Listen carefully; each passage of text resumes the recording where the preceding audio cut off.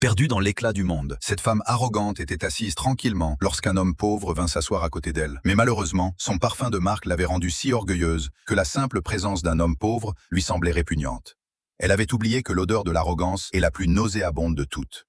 Tout en parlant au téléphone, elle restait perdue dans sa fausse grandeur.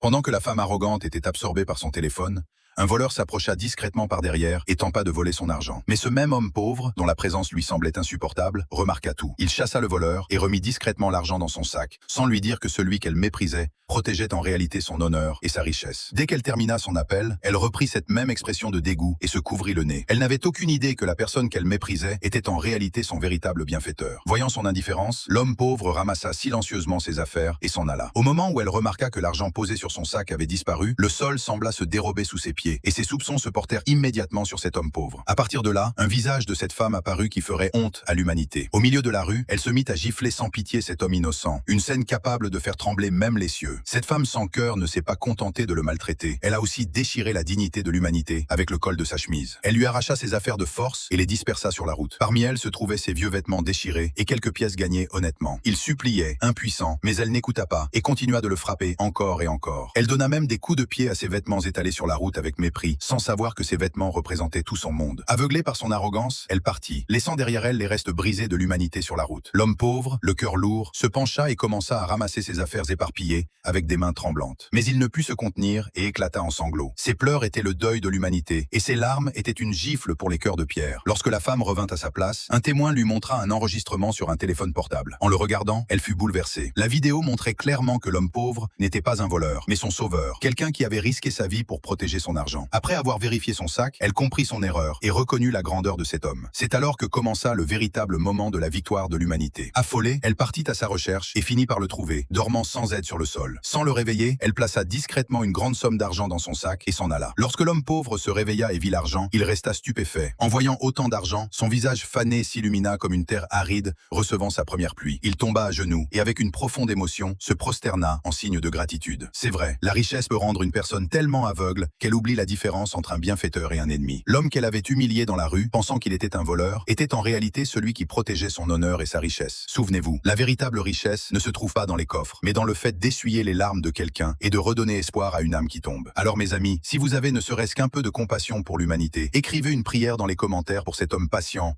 qui, malgré des gifles injustes, n'a jamais perdu sa dignité. Partagez ce message autant que possible, afin que peut-être la conscience endormie de quelqu'un se réveille avant de détruire la vie d'une personne pauvre. Et n'oubliez pas de vous abonner à notre chaîne.